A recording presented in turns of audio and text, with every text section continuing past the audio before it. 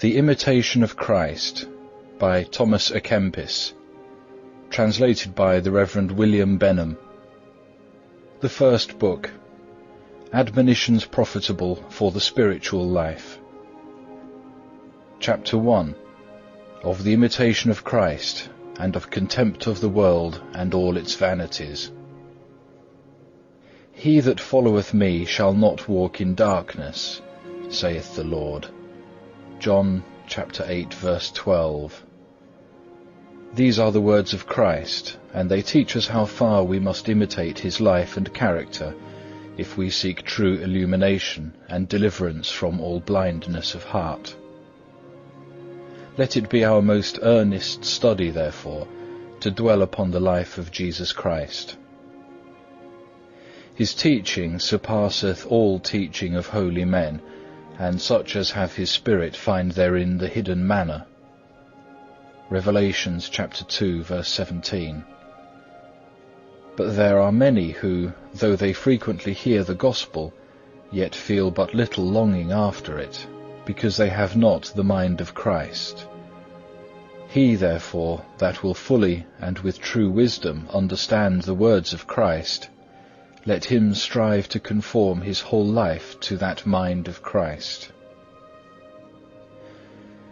What doth it profit thee to enter into deep discussion concerning the Holy Trinity, if thou lack humility, and be thus displeasing to the Trinity? For verily it is not deep words that make a man holy and upright, it is a good life which maketh a man dear to God. I had rather feel contrition than be skilful in the definition thereof. If thou knewest the whole Bible, and the sayings of all the philosophers, what should all this profit thee, without the love and grace of God? Vanity of vanities, all is vanity, save to love God, and him only to serve. That is the highest wisdom, to cast the world behind us, and to reach forward to the heavenly kingdom. It is vanity, then, to seek after and to trust in the riches that shall perish. It is vanity, too, to covet honours, and to lift up ourselves on high. It is vanity to follow the desires of the flesh and be led by them, for this shall bring misery at the last. It is vanity to desire a long life, and to have little care for a good life. It is vanity to take thought only for the life which now is, and not to look forward to the things which shall be hereafter. It is vanity to love that which quickly passeth away, and not to hasten where eternal joy abideth. Be oft times mindful of the saying, the eye is not satisfied with seeing, nor the ear with hearing. Ecclesiastes chapter 1, verse 8. Strive therefore to turn away thy heart from the love of the things that are seen, and to set it upon the things that are not seen. For they who follow after their own fleshly lusts defile the conscience and destroy the grace of God. Chapter 2. Of thinking humbly of oneself. There is naturally in every man a desire to know, but what profiteth knowledge without the fear of God? Better of a surety is a lowly peasant who serveth God, than a proud philosopher who watcheth the stars, and neglecteth the knowledge of himself. He who knoweth himself well is vile in his own sight, neither regardeth he the praises of men. If I knew all the things that are in the world, and were not in charity, what should it help me before God, who is to judge me according to my deeds? Rest from inordinate desire of knowledge, for therein is found much distraction and deceit. Those who have knowledge desire to appear learned, and to be called wise. Many things there are to know which profiteth little or nothing to the soul. And foolish out of measure is he who attendeth upon other things, rather than those which serve to his soul's health. Many words satisfy not the soul, but a good life refresheth the mind, and a pure conscience giveth great confidence towards God.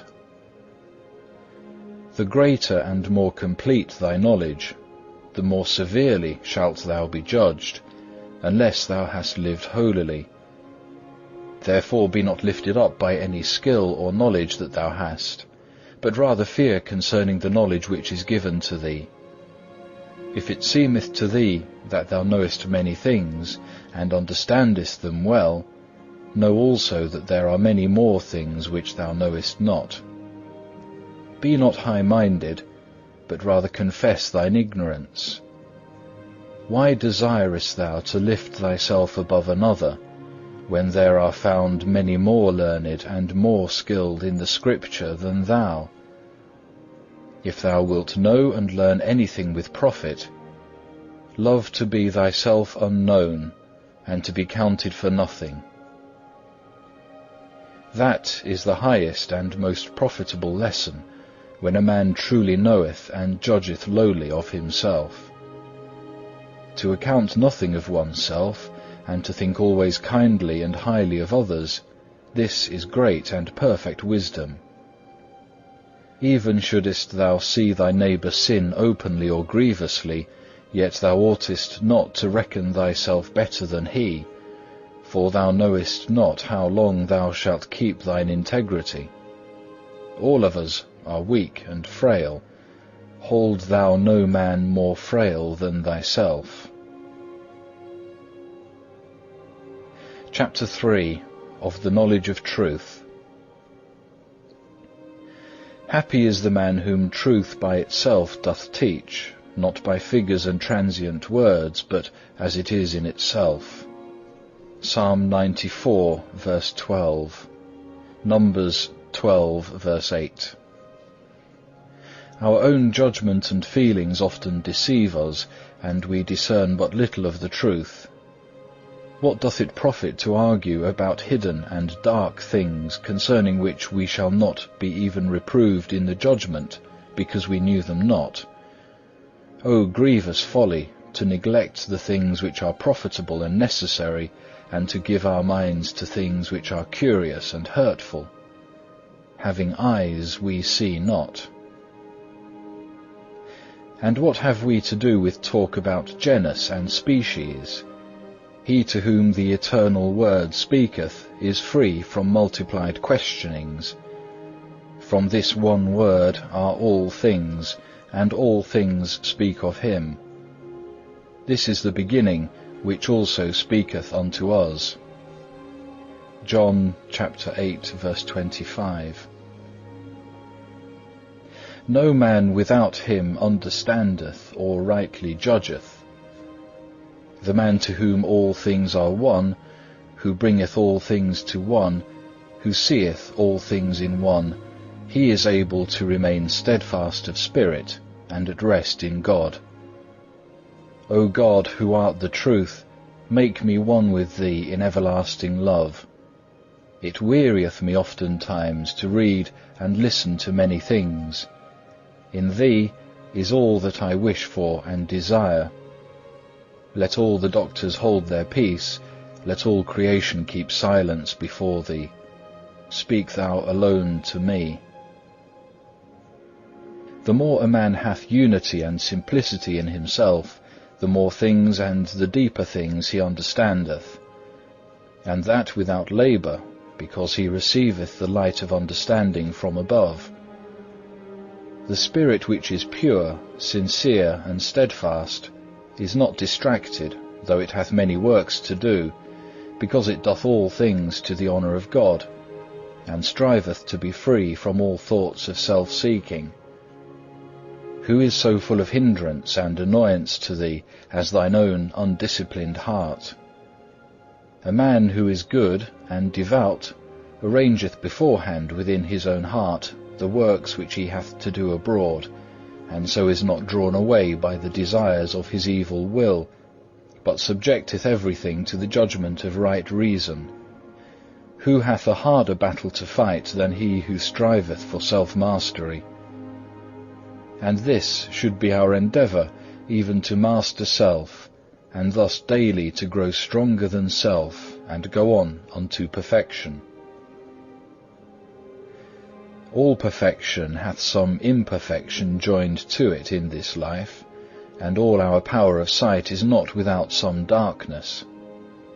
A lowly knowledge of thyself is a surer way to God than the deep searching of man's learning. Not that learning is to be blamed, nor the taking account of anything that is good, but a good conscience and a holy life are better than all. And because many seek knowledge rather than good living, therefore they go astray, and bear little or no fruit. Oh, if they would give that diligence to the rooting out of vice, and the planting of virtue which they give unto vain questionings, there had not been so many evil doings and stumbling blocks among the laity, nor such ill living among houses of religion. Of a surety, at the day of judgment, it will be demanded of us, not what we have read, but what we have done; not how well we have spoken, but how holily we have lived. Tell me, where now are all those masters and teachers whom thou knewest well, whilst they were yet with you, and flourished in learning?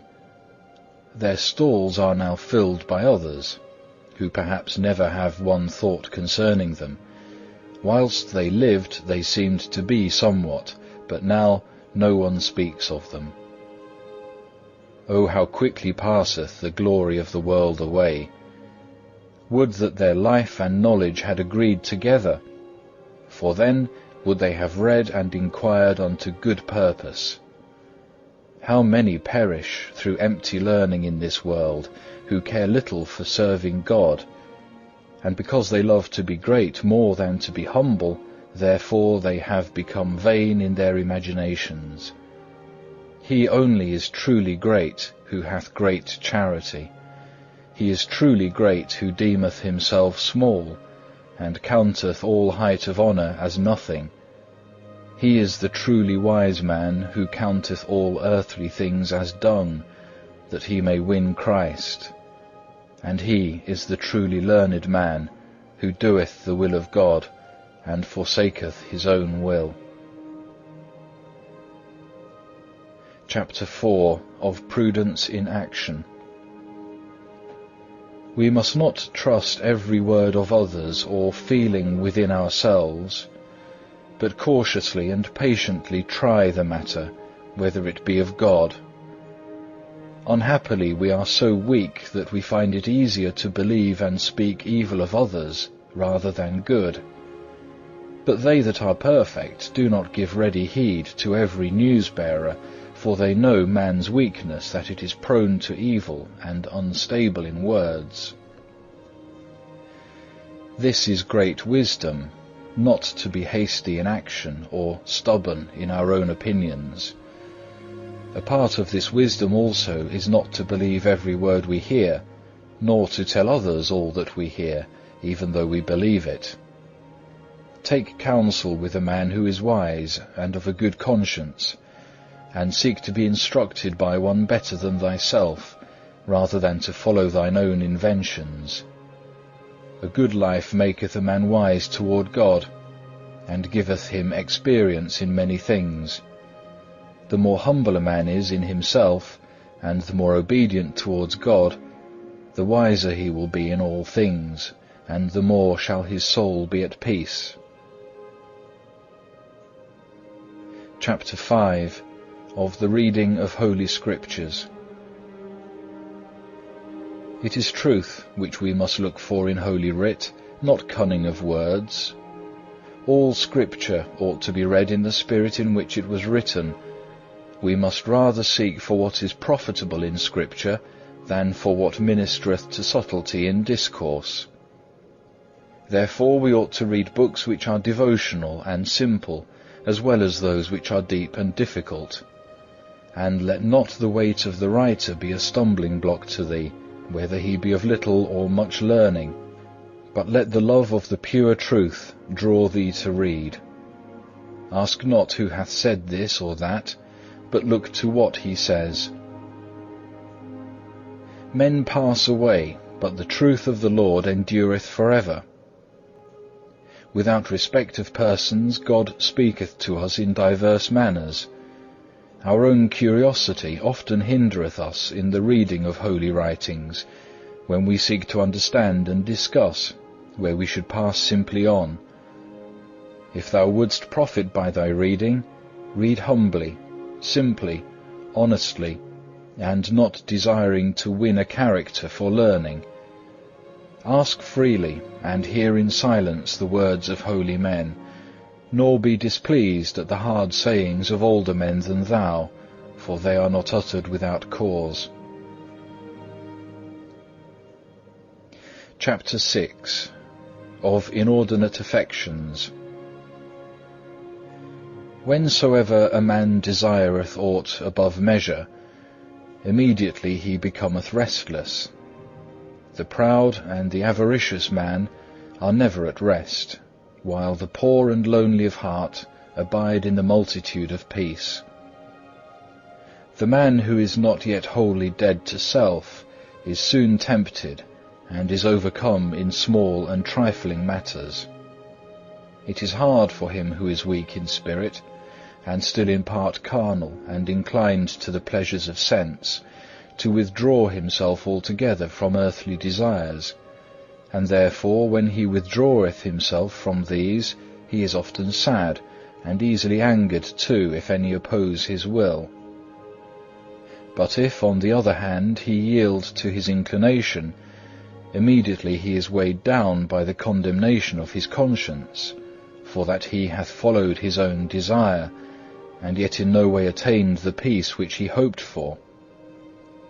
The true peace of heart is to be found in resisting passion, not in yielding to it. And therefore there is no peace in the heart of a man who is carnal, nor in him who is given up to the things that are without him, but only in him who is fervent towards God and living the life of the Spirit. Chapter 7. Of Fleeing from Vain Hope and Pride. Vain is the life of that man who putteth his trust in men, or in any created thing. Be not ashamed to be the servant of others for the love of Jesus Christ, and to be reckoned poor in this life. Rest not upon thyself, but build thy hope in God. Do what lieth in thy power, and God will help thy good intent. Trust not in thy learning, nor in the cleverness of any that lives, but rather trust in the favour of God, who resisteth the proud and giveth grace to the humble. Boast not thyself in thy riches if thou hast them, nor in thy friends if they be powerful, but in God who giveth all things, and in addition to all things desireth to give even himself.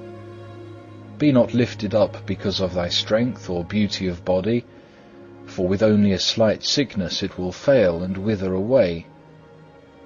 Be not vain of thy skilfulness or ability, lest thou displease God, from whom cometh every good gift which we have. Count not thyself better than others, lest perchance thou appear worse in the sight of God, who knoweth what is in man.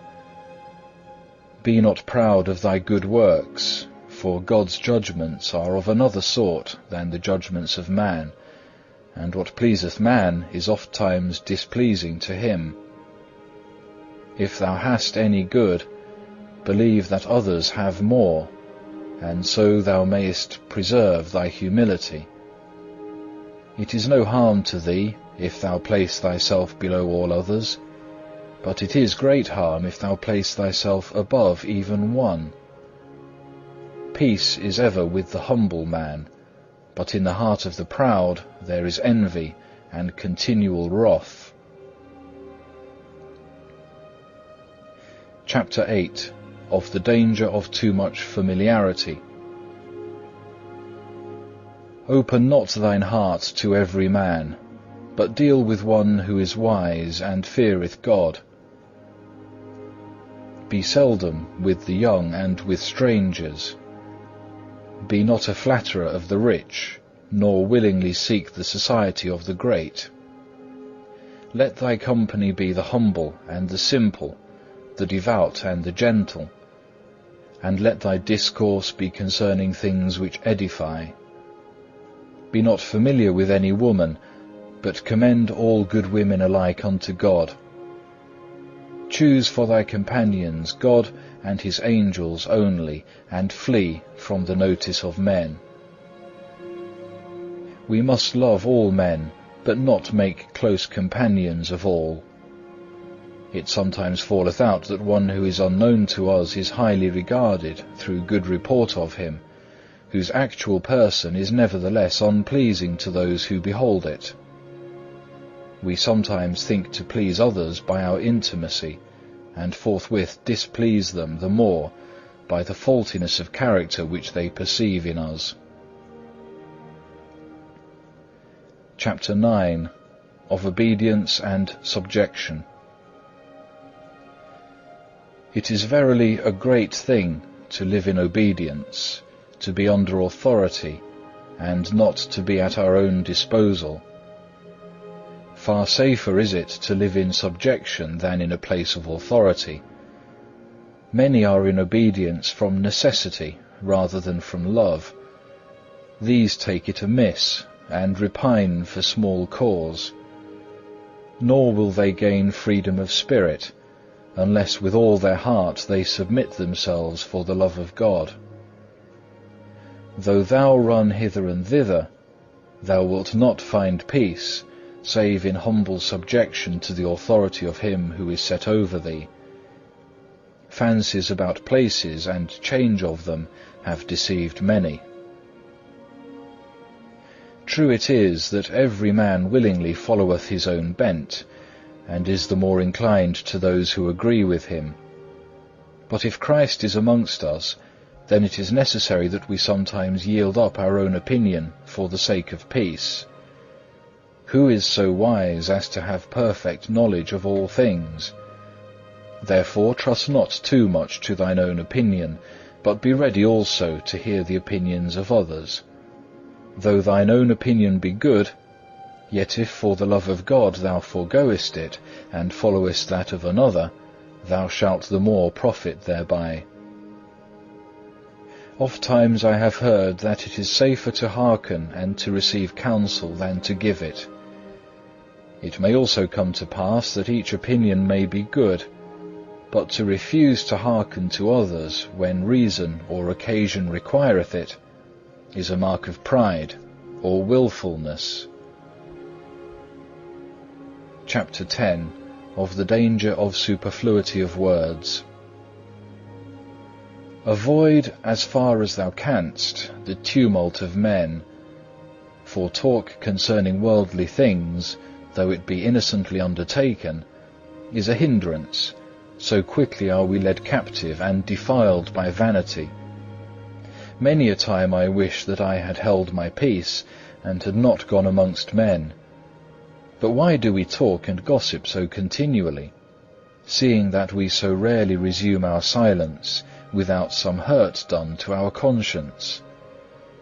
We like talking so much because we hope by our conversations to gain some mutual comfort, and because we seek to refresh our wearied spirits by variety of thoughts. And we very willingly talk and think of those things which we love or desire, or else of those which we most dislike.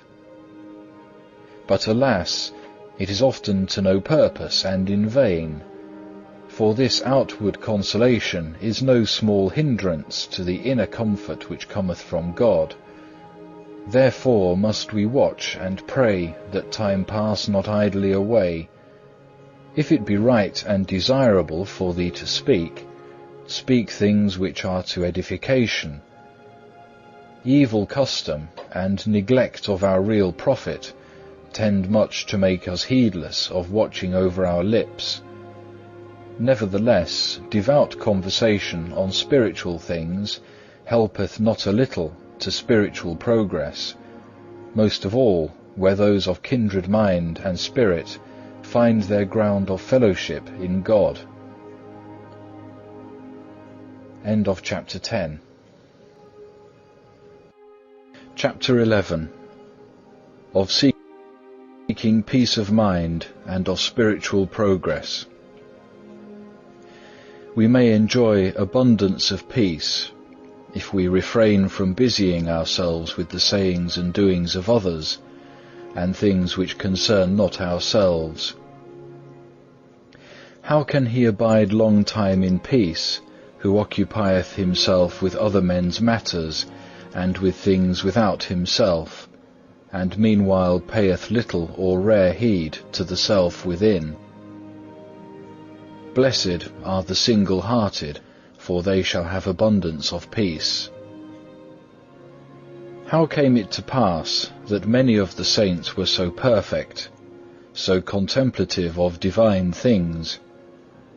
Because they steadfastly sought to mortify themselves from all worldly desires, and so were enabled to cling with their whole heart to God, and be free and at leisure for the thought of Him.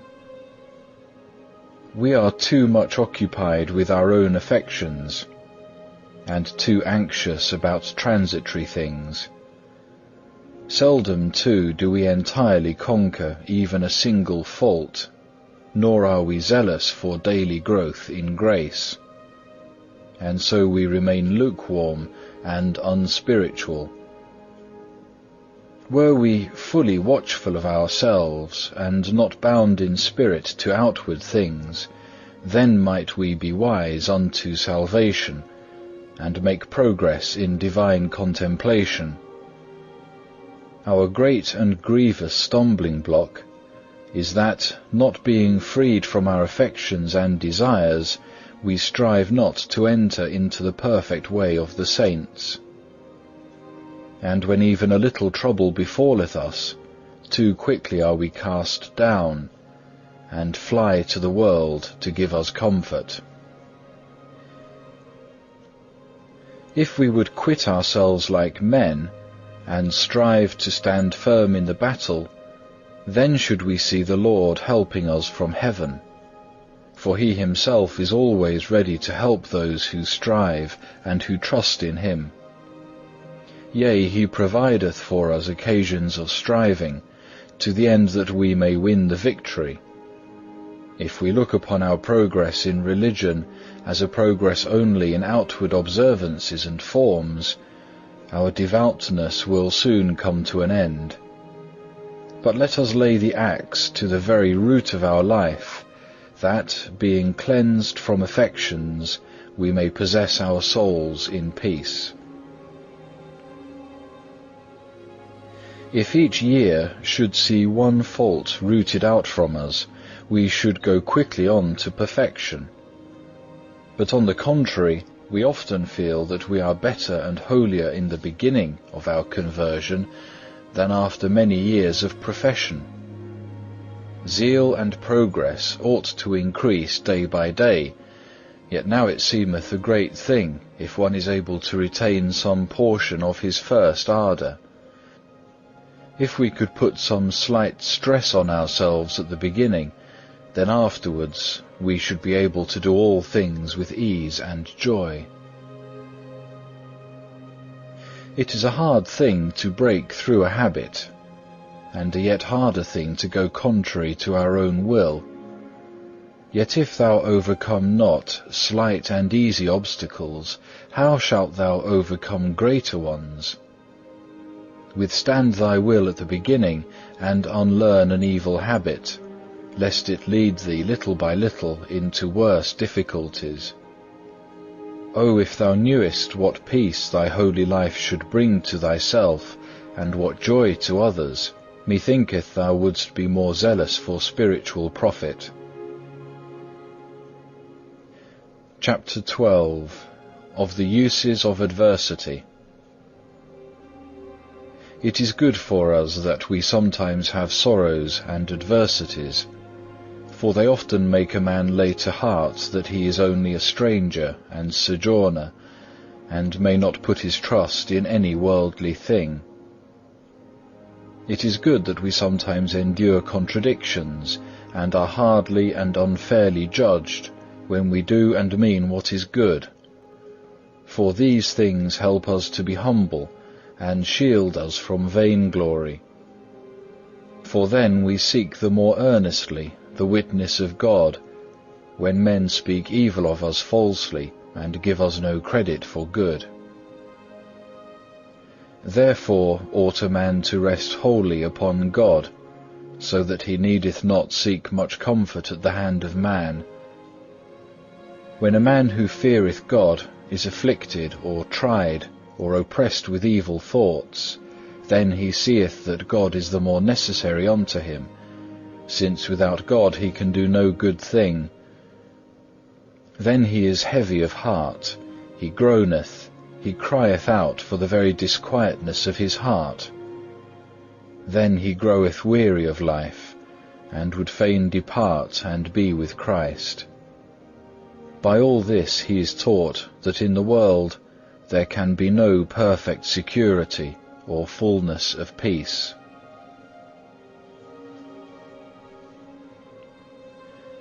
Chapter 13. Of resisting temptation. So long as we live in the world, we cannot be without trouble and trial. Wherefore it is written in Job, "The life of man upon the earth is a trial." Job 7, verse 1. And therefore ought each of us to give heed concerning trials and temptations, and watch unto prayer, lest the devil find occasion to deceive. For he never sleepeth, but goeth about, seeking whom he may devour. No man is so perfect in holiness that he hath never temptations, nor can he ever be wholly free from them. Yet, notwithstanding, temptations turn greatly unto our profit, even though they be great and hard to bear, for through them we are humbled, purified, instructed. All saints have passed through much tribulation and temptation, and have profited thereby. And they who endured not temptation became reprobate and fell away. There is no position so sacred, no place so secret, that it is without temptations and adversities. There is no man wholly free from temptations so long as he liveth, because we have the root of temptation within ourselves, in that we are born in concupiscence. One temptation or sorrow passeth, and another cometh, and always we shall have somewhat to suffer, for we have fallen from perfect happiness. Many who seek to fly from temptations fall yet more deeply into them. By flight alone we cannot overcome, but by endurance and true humility we are made stronger than all our enemies. He who only resisteth outwardly, and pulleth not up by the root, shall profit little. Nay, rather temptations will return to him the more quickly, and will be the more terrible. Little by little, through patience and long-suffering, thou shalt conquer by the help of God, rather than by violence and thine own strength of will. In the midst of temptation, often seek counsel, and deal not hardly with one who is tempted, but comfort and strengthen him, as thou wouldest have done unto thyself. The beginning of all temptations to evil is instability of temper and want of trust in God. For even as a ship without a helm is tossed about by the waves, so is a man who is careless and infirm of purpose tempted, now on this side, now on that. As fire testeth iron, so doth temptation the upright man. Oftentimes we know not what strength we have, but temptation revealeth to us what we are. Nevertheless we must watch, especially in the beginnings of temptation, for then is the foe the more easily mastered, when he is not suffered to enter within the mind, but is met outside the door as soon as he hath knocked. Wherefore one saith, check the beginnings, once thou mightst have cured, but now 'tis past thy skill, too long hath it endured. For first cometh to the mind the simple suggestion, then the strong imagination, afterwards pleasure, evil affection, assent, and so, little by little, the enemy entereth in altogether, because he was not resisted at the beginning, and the longer a man delayeth his resistance, the weaker he groweth, and the stronger groweth the enemy against him. Some men suffer their most grievous temptations in the beginning of their conversion, some at the end. Some are sorely tried their whole life long. Some there are who are tempted but lightly, according to the wisdom and justice of the ordering of God, who knoweth the character and circumstances of men, and ordereth all things for the welfare of his elect. Therefore we ought not to despair when we are tempted, but the more fervently should cry unto God, that he will vouchsafe to help us in all our tribulation, and that he will, as St. Paul said, with the temptation make a way to escape, that we may be able to bear it. 1 Corinthians chapter 10, verse 13. Let us therefore humble ourselves under the mighty hand of God in all temptation and trouble, for he will save and exalt such as are of an humble spirit. In temptations and troubles a man is proved what progress he hath made, and therein is his reward the greater, and his virtue doth the more appear. Nor is it a great thing if a man be devout and zealous, so long as he suffereth no affliction. But if he behave himself patiently in the time of adversity, then is there hope of great progress. Some are kept safe from great temptations, but are overtaken in those which are little and common, that the humiliation may teach them not to trust to themselves in great things, being weak in small things. Chapter 14. On avoiding rash judgment. Look well unto thyself, and beware that thou judge not the doings of others. In judging others, a man laboureth in vain. He often erreth, and easily falleth into sin. But in judging and examining himself, he always laboureth to good purpose. According as a matter toucheth our fancy, so oftentimes do we judge of it. For easily do we fail of true judgment because of our own personal feeling. If God were always the sole object of our desire, we should the less easily be troubled by the erring judgment of our fancy. But often some secret thought lurking within us, or even some outward circumstance, turneth us aside. Many are secretly seeking their own ends in what they do, yet know it not.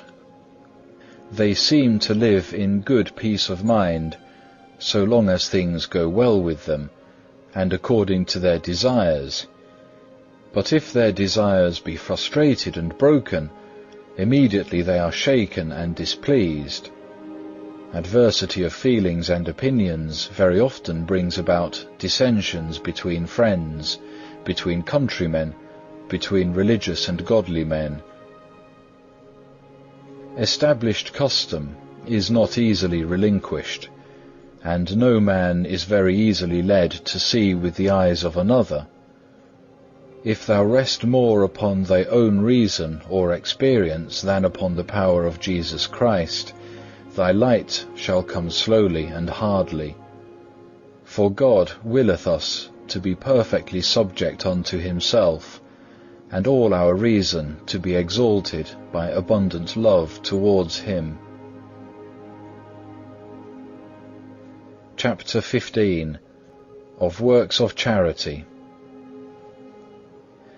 For no worldly good whatsoever, and for the love of no man, must anything be done which is evil. But for the help of the suffering, a good work must sometimes be postponed, or be changed for a better. For herein a good work is not destroyed, but improved. Without charity no work profiteth, but whatsoever is done in charity, however small, and of no reputation it be, bringeth forth good fruit. For God verily considereth what a man is able to do, more than the greatness of what he doth. He doth much who loveth much. He doth much who doth well. He doth well who ministereth to the public good rather than to his own. Oftentimes that seemeth to be charity, which is rather carnality, because it springeth from natural inclination, self-will, hope of repayment, desire of gain. He who hath true and perfect charity in no wise seeketh his own good, but desireth that God alone be altogether glorified. He envieth none, because he longeth for no selfish joy, nor doth he desire to rejoice in himself, but longeth to be blessed in God as the highest good. He ascribeth good to none, save to God only, the fountain whence all good proceedeth, and the end, the peace, the joy of all saints. O, he who hath but a spark of true charity hath verily learned that all worldly things are full of vanity. Chapter 16. Of bearing with the faults of others. Those things which a man cannot amend in himself or in others, he ought patiently to bear, until God shall otherwise ordain. Bethink thee that perhaps it is better for thy trial and patience, without which our merits are but little worth. Nevertheless thou oughtest, when thou findest such impediments, to beseech God that He would vouchsafe to sustain thee, that thou be able to bear them with good will. If one who is once or twice admonished refuse to hearken, strive not with him, but commit all to God, that His will may be done, and His honour be shown in His servants, for He knoweth well how to convert the evil unto good. Endeavour to be patient in bearing with other men's faults and infirmities, whatsoever they be, for thou thyself also hast many things which have need to be borne with by others. If thou canst not make thine own self what thou desireth, how shalt thou be able to fashion another to thine own liking? We are ready to see others made perfect, and yet we do not amend our own shortcomings. We will that others be straitly corrected, but we will not be corrected ourselves. The freedom of others displeaseth us, but we are dissatisfied that our own wishes shall be denied us. We desire rules to be made restraining others, but by no means will we suffer ourselves to be restrained. Thus, therefore, doth it plainly appear how seldom we weigh our neighbour in the same balance with ourselves. If all men were perfect, what then should we have to suffer from others for God? But now hath God thus ordained, that we may learn to bear one another's burdens, because none is without defect, none without a burden, none sufficient of himself, none wise enough of himself. But it behoveth us to bear with one another, to comfort one another, to help, instruct, admonish one another.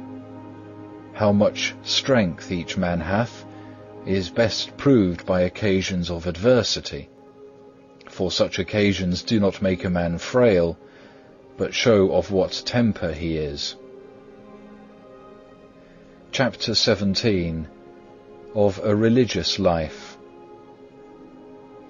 It behoveth thee to learn to mortify thyself in many things, if thou wilt live in amity and concord with other men. It is no small thing to dwell in a religious community or congregation, and to live there without complaint, and therein to remain faithful even unto death. Blessed is he who hath lived a good life in such a body, and brought it to a happy end. If thou wilt stand fast, and wilt profit as thou oughtest, hold thyself as an exile and a pilgrim upon the earth. Thou wilt have to be counted as a fool for Christ, if thou wilt lead a religious life. The clothing and outward appearance are of small account. It is change of character and entire mortification of the affections which make a truly religious man. He who seeketh aught save God and the health of his soul shall find only tribulation and sorrow. Nor can he stand long in peace who striveth not to be least of all and servant of all. Thou art called to endure and to labour, not to a life of ease and trifling talk. Here, therefore, are men tried as gold in the furnace. No man can stand unless with all his heart he will humble himself for God's sake. Chapter 18. Of the example of the Holy Fathers. Consider now the lively examples of the Holy Fathers, in whom shone forth real perfectness and religion, and thou shalt see how little, even as nothing, is all that we do. Ah, what is our life when compared to theirs? They, saints and friends of Christ as they were, served the Lord in hunger and thirst, in cold and nakedness, in labour and weariness, in watchings and fastings, in prayer and holy meditations, in persecutions and much rebuke.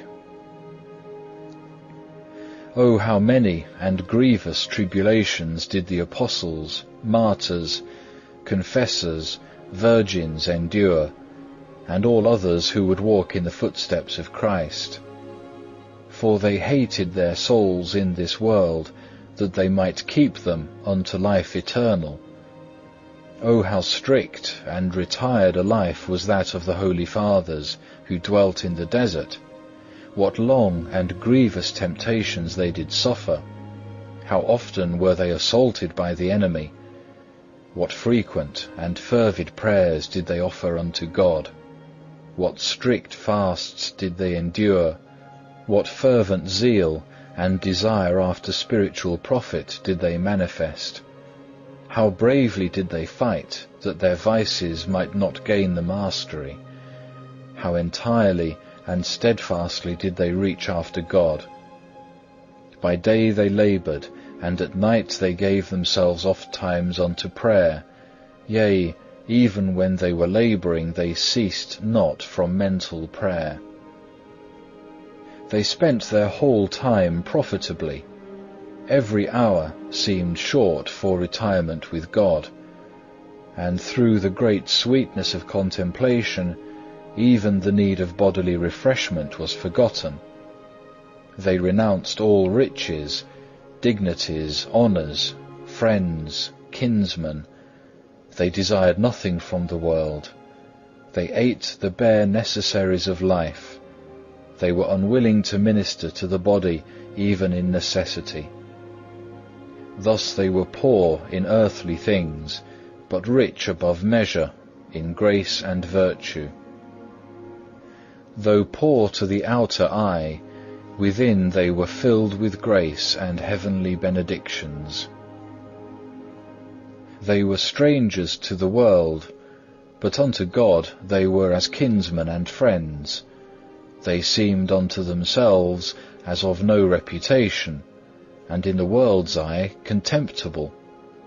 But in the sight of God they were precious and beloved. They stood fast in true humility. They lived in simple obedience. They walked in love and patience. And thus they waxed strong in spirit, and obtained great favour before God.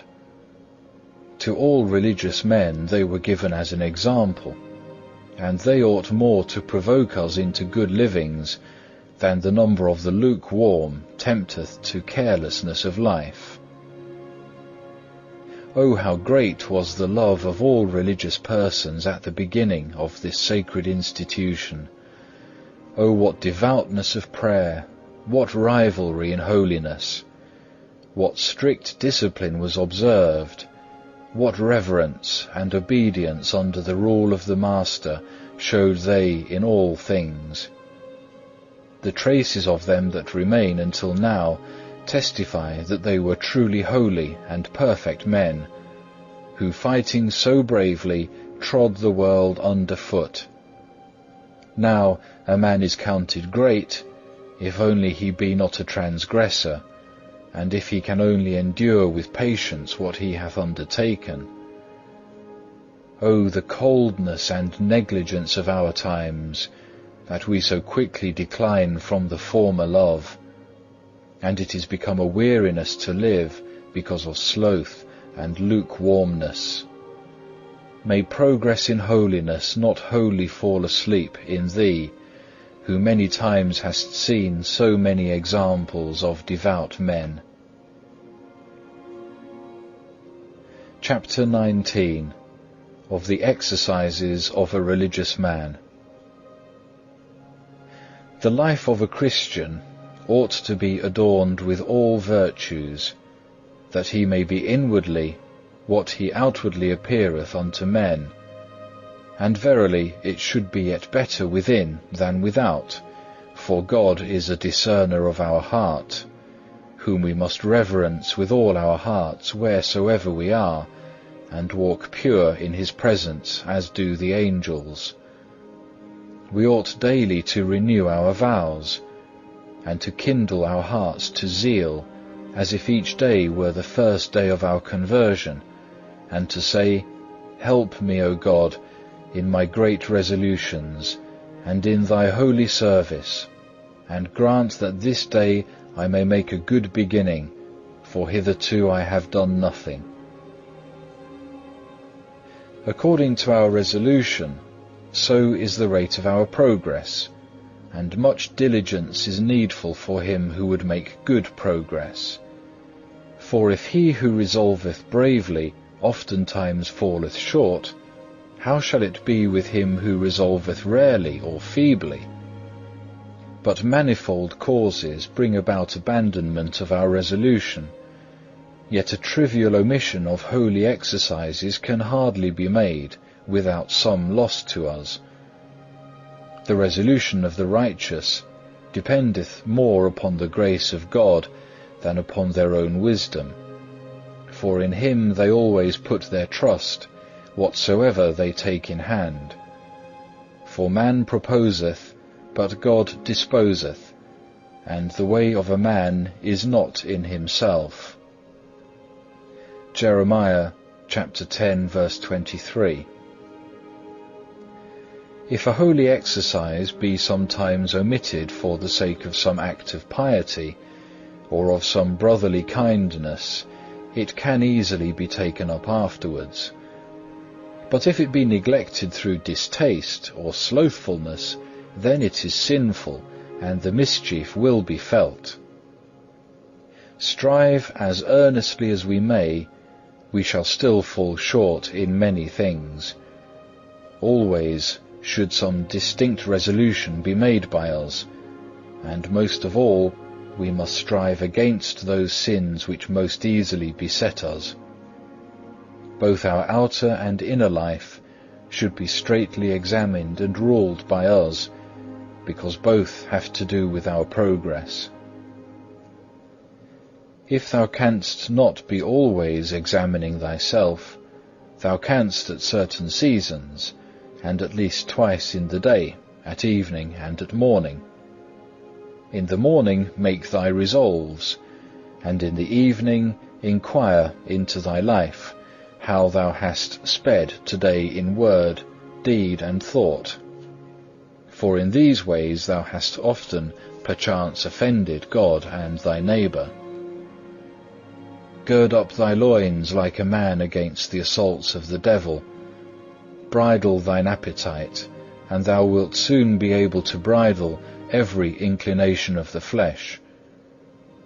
Be thou never without something to do. Be reading, or writing, or praying, or meditating, or doing something that is useful to the community. Bodily exercises, however, must be undertaken with discretion, nor are they to be used by all alike. The duties which are not common to all must not be done openly, but are safest carried on in secret. But take heed that thou be not careless in the common duties, and more devout in the secret, but faithfully and honestly discharge the duties and commands which lie upon thee. Then afterwards, if thou hast still leisure, give thyself to thyself as thy devotion leadeth thee. All cannot have one exercise, but one suiteth better to this man, and another to that. Even for the diversity of season, different exercises are needed. Some suit better for feasts, some for fasts. We need one kind in time of temptations, and others in time of peace and quietness. Some are suitable to our times of sadness, and others when we are joyful in the Lord. When we draw near the time of the great feasts, good exercises should be renewed, and the prayers of holy men more fervently besought.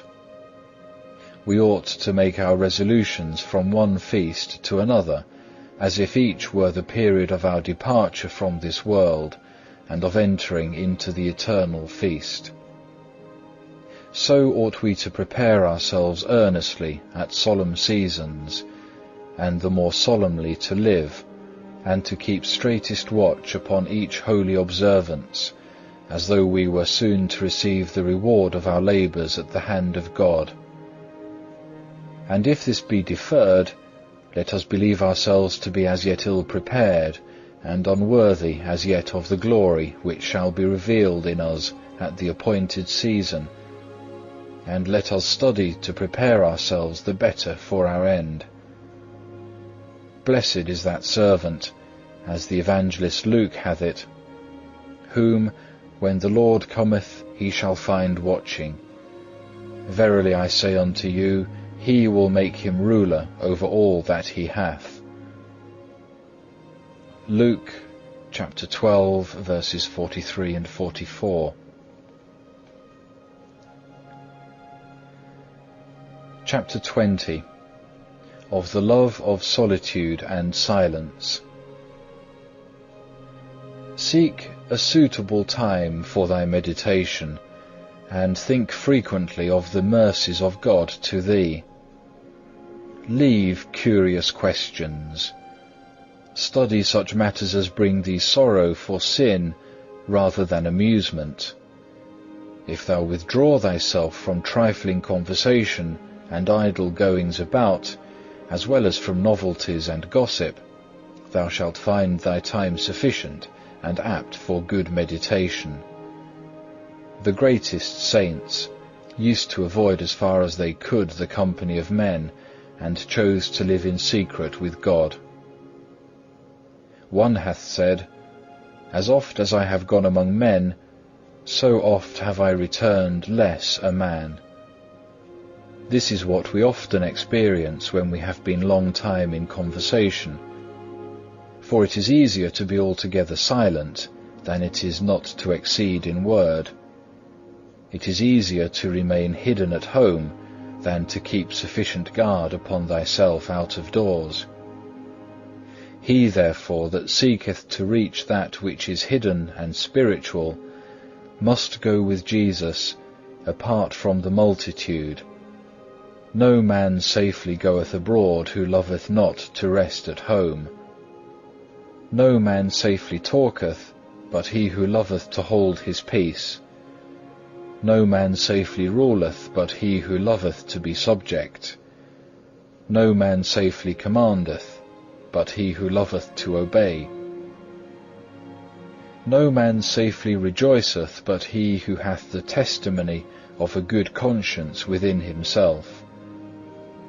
The boldness of the saints was always full of the fear of God, nor were they the less earnest and humble in themselves, because they shone forth with great virtues and grace. But the boldness of wicked men springeth from pride and presumption, and at the last turneth to their own confusion. Never promise thyself security in this life, howsoever good a monk or devout a solitary thou seemest. Often those who stand highest in the esteem of men fall the more grievously because of their over-great confidence. Wherefore it is very profitable unto many that they should not be without inward temptation, but should be frequently assaulted, lest they be overconfident, lest they be indeed lifted up into pride, or else lean too freely upon the consolations of the world. Oh, how good a conscience should that man keep, who never sought a joy that passeth away, who never became entangled with the world. Oh, how great peace and quiet should he possess, who would cast off all vain care, and think only of healthful and divine things, and build his whole hope upon God. No man is worthy of heavenly consolation, but he who hath diligently exercised himself in holy compunction. If thou wilt feel compunction within thy heart, enter into thy chamber and shut out the tumults of the world. As it is written, commune with your own heart in your own chamber and be still. Psalm 4, verse 4. In retirement thou shalt find what often thou wilt lose abroad. Retirement, if thou continue therein, groweth sweet, but if thou keep not in it, begetteth weariness. If in the beginning of thy conversion thou dwell in it and keep it well, it shall afterwards be to thee a dear friend and a most pleasant solace. In silence and quiet the devout soul goeth forward, and learneth the hidden things of the Scriptures. Therein findeth she a fountain of tears wherein to wash and cleanse herself each night, that she may grow the more dear to her Maker as she dwelleth the further from all worldly distraction. To him who withdraweth himself from his acquaintance and friends, God with his holy angels will draw nigh. It is better to be unknown and take heed to oneself than to neglect oneself and work wonders. It is praiseworthy for a religious man to go seldom abroad, to fly from being seen, to have no desire to see men. Why wouldest thou see what thou mayest not have? The world passeth away, and the lust thereof. The desires of sensuality draw thee abroad, but when an hour is past, what dost thou bring home but a weight upon thy conscience and distraction of heart? A merry going forth bringeth often a sorrowful return, and a merry evening maketh a sad morning. So doth all carnal joy begin pleasantly, but in the end it gnaweth away and destroyeth. What canst thou see abroad which thou seest not at home? Behold the heaven and the earth and the elements, for out of these are all things made. What canst thou see anywhere which can continue long under the sun? Thou believest perchance that thou shalt be satisfied, but thou wilt never be able to attain unto this. If thou shouldest see all things before thee at once, what would it be but a vain vision? Lift up thine eyes to God on high, and pray that thy sins and negligences may be forgiven. Leave vain things to vain men, and mind thou the things which God hath commanded thee. Shut thy door upon thee, and call unto thyself Jesus thy beloved. Remain with him in thy chamber, for thou shalt not elsewhere find so great peace. If thou hadst not gone forth, nor listened to vain talk, thou hadst better kept thyself in good peace. But because it sometimes delighteth thee to hear new things, thou must therefore suffer trouble of heart.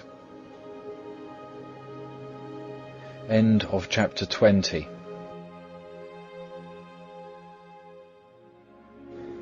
Chapter 21. Of compunction of heart. If thou wilt make any progress, keep thyself in the fear of God, and long not to be too free, but restrain all thy senses under discipline, and give not thyself up to senseless mirth. Give thyself to compunction of heart, and thou shalt find devotion. Compunction openeth the way for many good things, which dissoluteness is wont quickly to lose. It is wonderful that any man can ever rejoice heartily in this life, who considereth and waiteth his banishment, and the manifold dangers which beset his soul. Through lightness of heart and neglect of our shortcomings, we feel not the sorrows of our soul, but often vainly laugh when we have good cause to weep. There is no true liberty, nor real joy, save in the fear of God with a good conscience. Happy is he who can cast away every cause of distraction, and bring himself to the one purpose of holy compunction. Happy is he who putteth away from him whatsoever may stain or burden his conscience. Strive manfully. Custom is overcome by custom. If thou knowest how to let men alone, they will gladly let thee alone to do thine own works. Busy not thyself with the affairs of others, nor entangle thyself with the business of great men. Keep always thine eye upon thyself first of all, and give advice to thyself specially before all thy dearest friends. If thou hast not the favour of men, be not thereby cast down, but let thy concern be that thou holdest not thyself so well and circumspectly as becometh a servant of God and a devout monk. It is often better and safer for a man not to have many comforts in this life, especially those which concern the flesh. But that we lack divine comforts or feel them rarely is to our own blame, because we seek not compunction of heart, nor utterly cast away those comforts which are vain and worldly.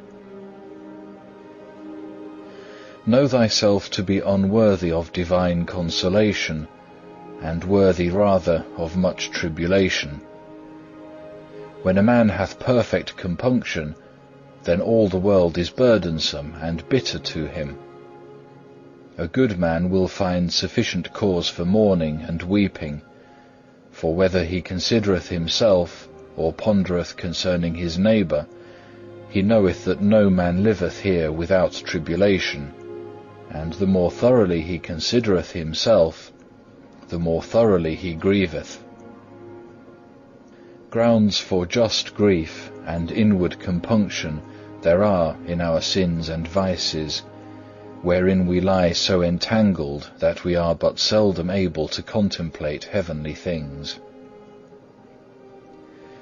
If thou thoughtest upon thy death more often than how long thy life should be, thou wouldest doubtless strive more earnestly to improve. And if thou didst seriously consider the future pains of hell, I believe thou wouldest willingly endure toil or pain, and fear not discipline. But because these things reach not the heart, and we still love pleasant things, therefore we remain cold and miserably indifferent. Oftentimes it is from poverty of spirit that the wretched body is so easily led to complain. Pray therefore humbly unto the Lord that he will give thee the spirit of compunction, and say in the language of the prophet, Feed me, O Lord, with bread of tears, and give me plenteousness of tears to drink. Psalm 75, verse 5. Chapter 22, on the contemplation of human misery. Thou art miserable wheresoever thou art, and whithersoever thou turnest, unless thou turn thee to God. Why art thou disquieted, because it happeneth not to thee according to thy wishes and desires? Who is he that hath everything according to his will? Neither I nor thou, nor any man upon the earth. There is no man in the world free from trouble or anguish, though he were king or pope. Who is he who hath the happiest lot? Even he who is strong to suffer somewhat for God. There are many foolish and unstable men who say, See what a prosperous life that man hath, how rich and how great he is, how powerful, how exalted. But lift up thine eyes to the good things of heaven, and thou shalt see that all these worldly things are nothing. They are utterly uncertain. Yes, they are for wearisome, because they are never possessed without care and fear. The happiness of man lieth not in the abundance of temporal things, but a moderate portion sufficeth him. Our life upon the earth is verily wretchedness. The more a man desireth to be spiritual, the more bitter doth the present life become to him, because he the better understandeth and seeth the defects of human corruption. For to eat, to drink, to watch, to sleep, to rest, to labour, and to be subject to the other necessities of nature, is truly a great wretchedness and affliction to a devout man, who would fain be released and free from all sin. For the inner man is heavily burdened with the necessities of the body in this world. Wherefore the prophet devoutly prayeth to be freed from them, saying, Deliver me from my necessities, O Lord. Psalm 25, verse 17. But woe to those who know not their own misery, and yet greater woe to those who love this miserable and corruptible life. For to such a degree do some cling to it, even though by labouring or begging they scarce procure what is necessary for subsistence, that if they might live here always, they would care nothing for the kingdom of God. O foolish and faithless of heart, who lie buried so deep in worldly things, that they relish nothing save the things of the flesh. Miserable ones, they will too sadly find out at last how vile and worthless was that which they loved. The saints of God and all loyal friends of Christ held as nothing the things which pleased the flesh, or those which flourish in this life, but their whole hope and affection aspired to the things which are above. Their whole desire was borne upwards to everlasting and invisible things, lest they should be drawn downwards by the love of things visible. Lose not, brother, thy loyal desire of progress to things spiritual. There is yet time, the hour is not past. Why wilt thou put off thy resolution? Arise, begin this very moment, and say, now is the time to do, now is the time to fight, now is the proper time for amendment. When thou art ill at ease and troubled, then is the time when thou art nearest unto blessing. Thou must go through fire and water, that God may bring thee into a wealthy place. Unless thou put force upon thyself, thou wilt not conquer thy faults. So long as we carry about with us this frail body, we cannot be without sin, we cannot live without weariness and trouble. Gladly would we have rest from all misery, but because through sin we have lost innocence, we have lost also the true happiness.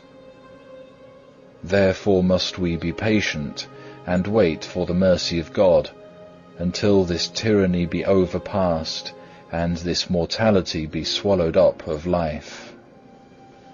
Oh, how great is the frailty of man, which is ever prone to evil! Today thou confessest thy sins, and tomorrow thou committest again the sins thou didst confess. Now dost thou resolve to avoid a fault, and within an hour thou behavest thyself as if thou hadst never resolved at all. Good cause have we therefore to humble ourselves, and never to think highly of ourselves, seeing that we are so frail and unstable. And quickly may that be lost by our negligence, which by much labour was hardly attained through grace. What shall become of us at the end, if at the beginning we are lukewarm and idle? Woe unto us if we choose to rest, as though it were a time of peace and security, while as yet no sign appeareth in our life of true holiness. Rather had we need that we might begin yet afresh, like good novices, to be instructed unto good living, if haply there might be hope of some future amendment and greater spiritual increase. Chapter 23 of Meditation upon Death. Very quickly will there be an end of thee here. Take heed, therefore, how it will be with thee in another world. Today man is, and tomorrow he will be seen no more. And being removed out of sight, quickly also is he out of mind. O the dullness and hardness of man's heart, which thinketh only of the present, and looketh not forward to the future. Thou oughtest in every deed and thought so to order thyself, as if thou wert to die this day. If thou hadst a good conscience, thou wouldst not greatly fear death. It were better for thee to watch against sin, than to fly from death. If today thou art not ready, how shalt thou be ready tomorrow? Tomorrow is an uncertain day, and how knowest thou that thou shalt have a tomorrow? What doth it profit to live long, when we amend so little? Ah, long life doth not always amend, but often the more increaseth guilt. O that we might spend a single day in this world as it ought to be spent. Many there are who reckon the years since they were converted, and yet oftentimes how little is the fruit thereof. If it is a fearful thing to die, it may be perchance a yet more fearful thing to live long. Happy is the man who hath the hour of his death always before his eyes, and daily prepareth himself to die. If thou hast ever seen one die, consider that thou also shalt pass away by the same road. When it is morning, reflect that it may be that thou shalt not see the evening, and at eventide dare not to boast thyself of the morrow. Always be thou prepared, and so live that death may never find thee unprepared. Many die suddenly and unexpectedly, for at such an hour as ye think not, the Son of Man cometh. Matthew 24, verse 44.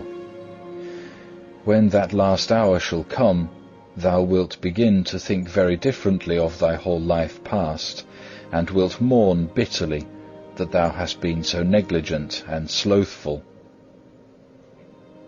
Happy and wise is he who now striveth to be such in life as he would fain be found in death.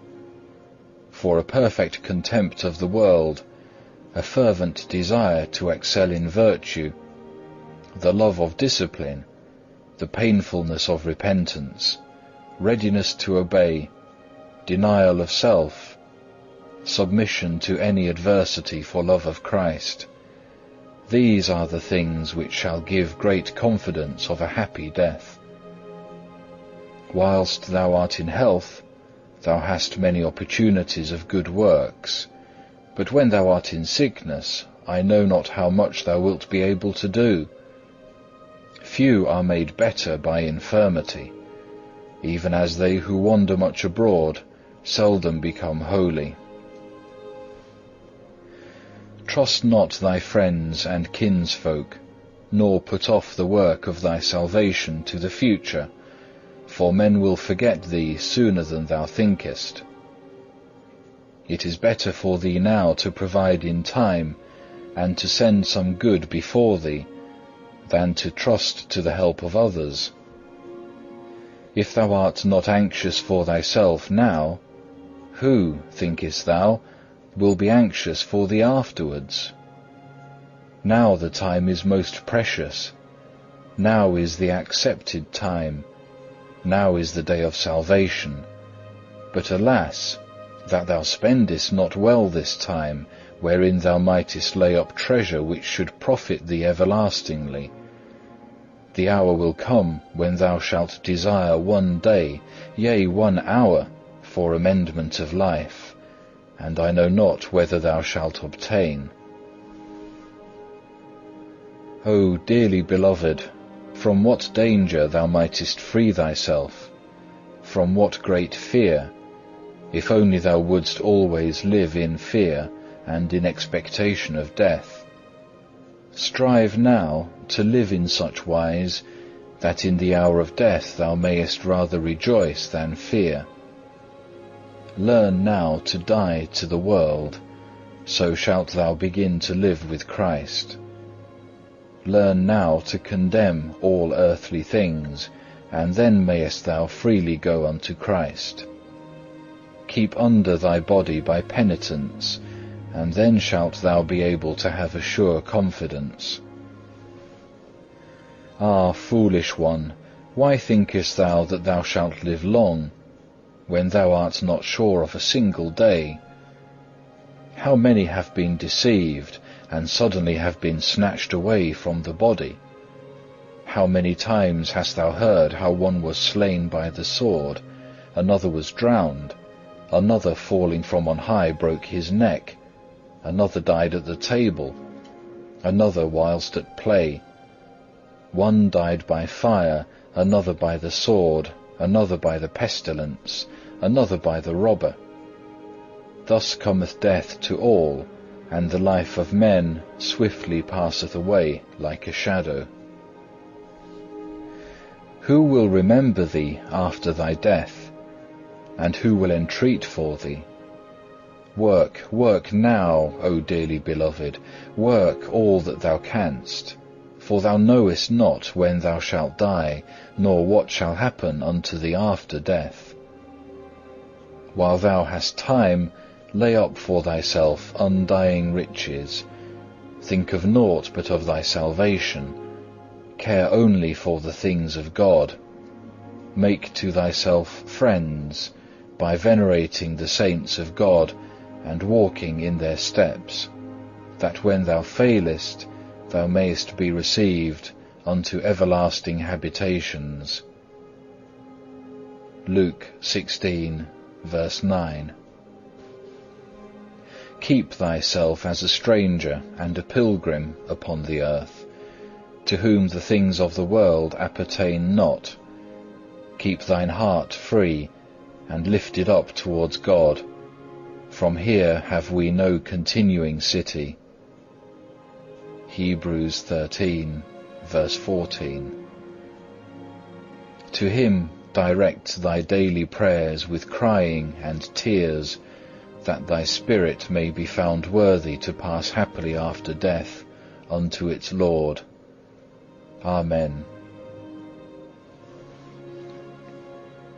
Chapter 24. Of the judgment and punishment of the wicked. In all that thou doest, remember the end, and how thou wilt stand before a strict judge, from whom nothing is hid, who is not bribed with gifts, nor accepteth excuses, but will judge righteous judgment. O most miserable and foolish sinner, who art sometimes in fear of the countenance of an angry man, what wilt thou answer to God, who knoweth all thy misdeeds? Why dost thou not provide for thyself against the day of judgment, when no man shall be able to be excused or defended by means of another, but each one shall bear his burden himself alone? Now doth thy labour bring forth fruit. Now is thy weeping acceptable, thy groaning heard, thy sorrow well pleasing to God, and cleansing to thy soul. Even here on earth the patient man findeth great occasion of purifying his soul. When suffering injuries he grieveth more for the other's malice than for his own wrong. When he prayeth heartily for those that despitefully use him, and forgiveth them from his heart. When he is not slow to ask pardon from others. When he is swifter to pity than to anger. When he frequently denieth himself, and striveth altogether to subdue the flesh to the spirit. Better is it now to purify the soul from sin, than to cling to sins from which we must be purged hereafter. Truly we deceive ourselves by the inordinate love which we bear towards the flesh. What is it which that fire shall devour, save thy sins? The more thou sparest thyself, and followest the flesh, the more heavy shall thy punishment be, and the more fuel art thou heaping up for the burning. For wherein a man hath sinned, therein shall he be the more heavily punished. There shall the slothful be pricked forward with burning goads, and the gluttons be tormented with intolerable hunger and thirst. There shall the luxurious and the lovers of pleasure be plunged into burning pitch and stinking brimstone, and the envious shall howl like mad dogs for very grief. No sin will there be which shall not be visited with its own proper punishment. The proud shall be filled with utter confusion, and the covetous shall be pinched with miserable poverty. An hour's pain there shall be more grievous than 100 years here of the bitterest penitence. No quiet shall be there, no comfort for the lost, though here sometimes there is respite from pain, and enjoyment of the solace of friends. Be thou anxious now and sorrowful for thy sins, that in the day of judgment thou mayest have boldness with the blessed. For then shall the righteous man stand in great boldness before the face of such as have afflicted him, and made no account of his labours. Wisdom 5 verse 1. Then shall he stand up to judge, he who now submitteth himself in humility to the judgments of men. Then shall the poor and humble man have great confidence, while the proud is taken with fear on every side. Then shall it be seen that he was the wise man in this world who learned to be a fool and despised for Christ. Then shall all tribulation patiently borne delight us, while the mouth of the ungodly shall be stopped. Then shall every godly man rejoice, and every profane man shall mourn. Then the afflicted flesh shall more rejoice than if it had been always nourished in delights. Then the humble garment shall put on beauty, and the precious robe shall hide itself as vile. Then the little poor cottage shall be more commended than the gilded palace. Then enduring patience shall have more might than all the power of the world. Then simple obedience shall be more highly exalted than all worldly wisdom. Then a pure and good conscience shall more rejoice than learned philosophy. Then contempt of riches shall have more weight than all the treasure of the children of this world. Then shalt thou find more comfort in having prayed devoutly than in having fared sumptuously. Then thou wilt rather rejoice in having kept silence than in having made long speech. Then holy deeds shall be far stronger than many fine words. Then a strict life and sincere penitence shall bring deeper pleasure than all earthly delight. Learn now to suffer a little, that then thou mayest be enabled to escape heavier sufferings. Prove first here what thou art able to endure hereafter. If now thou art able to bear so little, how wilt thou be able to endure eternal torments? If now a little suffering maketh thee so impatient, what shall hell-fire do then? Behold, of a surety, thou art not able to have two paradises, to take thy fill or delight here in this world, and to reign with Christ hereafter. If even unto this day thou hadst ever lived in honours and pleasures, what would the whole profit thee, if now death came to thee in an instant? All therefore is vanity, save to love God and to serve Him only. For he who loveth God with all his heart feareth not death, nor punishment, nor judgment, nor hell, because perfect love giveth sure access to God. But he who still delighteth in sin, no marvel if he is afraid of death and judgment. Nevertheless, it is a good thing, if love as yet cannot restrain thee from evil, that at least the fear of hell should hold thee back. But he who putteth aside the fear of God cannot long continue in good, but shall quickly fall into the snares of the devil. Chapter 25. Of the zealous amendment of our whole life. Be thou watchful and diligent in God's service, and bethink thee often why thou hast renounced the world. Was it not that thou mightest live to God, and become a spiritual man?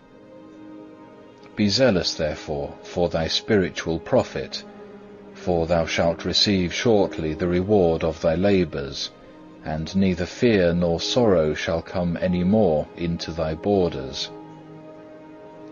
Now shalt thou labour a little, and thou shalt find great rest, yea, everlasting joy. If thou shalt remain faithful and zealous in labour, doubt not that God shall be faithful and bountiful in rewarding thee, It is thy duty to have a good hope that thou wilt attain the victory, but thou must not fall into security, lest thou become slothful or lifted up. A certain man, being in anxiety of mind, continually tossed about between hope and fear, and being on a certain day overwhelmed with grief, cast himself down in prayer before the altar in a church, and meditated within himself, saying, "Oh, if I but knew that I should still persevere!" And presently heard within him a voice from God, "And if thou didst know it, what wouldst thou do? Do now what thou wouldst do then, and thou shalt be very secure." And straightway, being comforted and strengthened, he committed himself to the will of God, and the perturbation of spirit ceased. Neither had he a mind any more to search curiously to know what should befall him hereafter, but studied rather to enquire what was the good and acceptable will of God, for the beginning and perfecting of every good work. Hope in the Lord, and be doing good, saith the prophet. Dwell in the land, and thou shalt be fed with its riches. Psalm 37, verse 3. One thing there is which holdeth back many from progress and fervent amendment, even the dread of difficulty or the labour of the conflict. Nevertheless, they advance above all others in virtue, who strive manfully to conquer those things which are most grievous and contrary to them.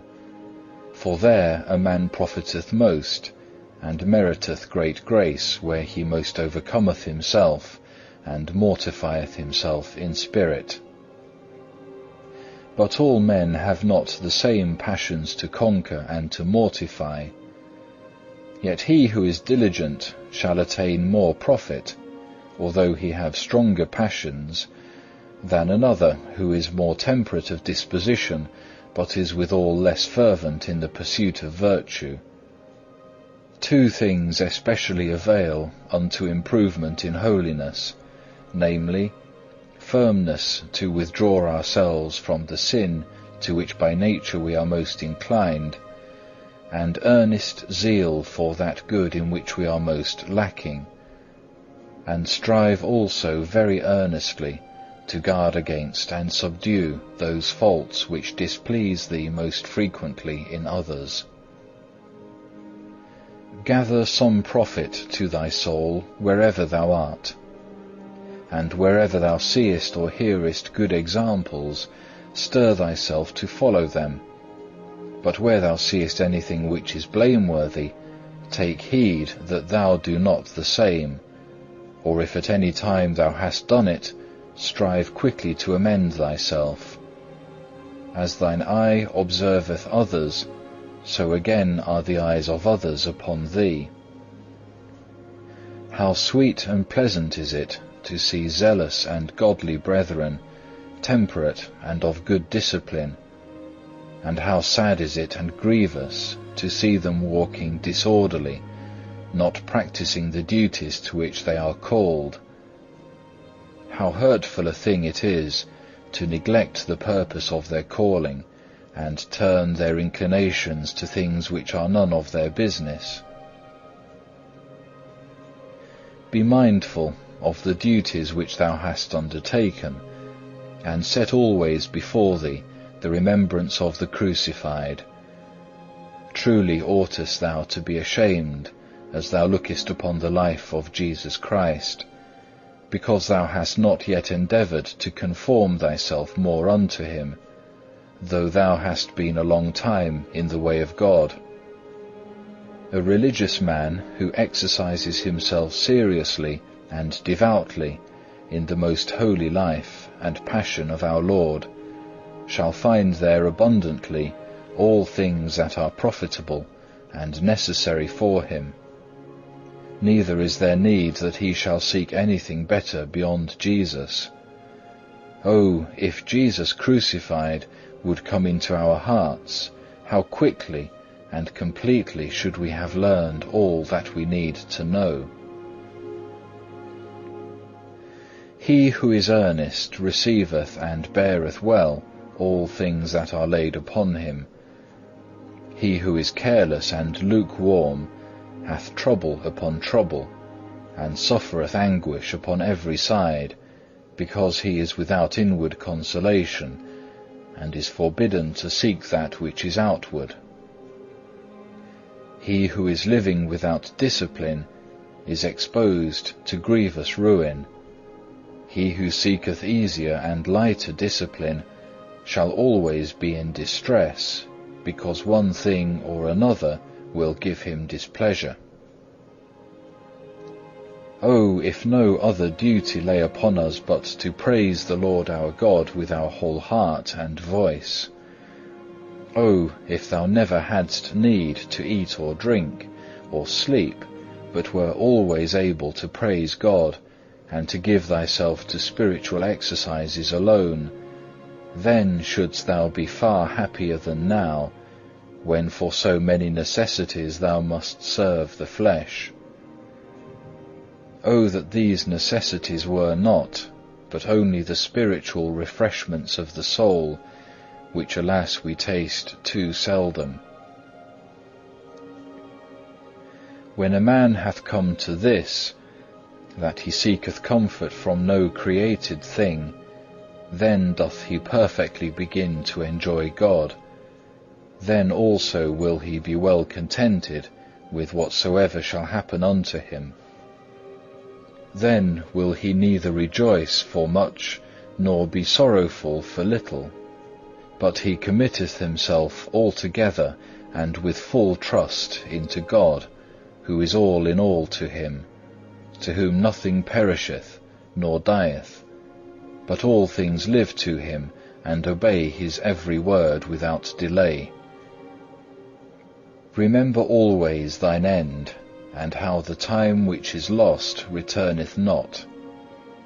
Without care and diligence thou shalt never get virtue. If thou beginnest to grow cold, it shall begin to go ill with thee. But if thou givest thyself unto zeal, thou shalt find much peace, and shalt find thy labour the lighter because of the grace of God and the love of virtue. A zealous and diligent man is ready for all things. It is greater labour to resist sins and passions than to toil in bodily labours. He who shunneth not small faults falleth little by little into greater. At eventide thou shalt always be glad if thou spend the day profitably. Watch over thyself, stir thyself up, admonish thyself, and howsoever it be with others, neglect not thyself. The more violence thou dost unto thyself, the more thou shalt profit. Amen. End of the first book.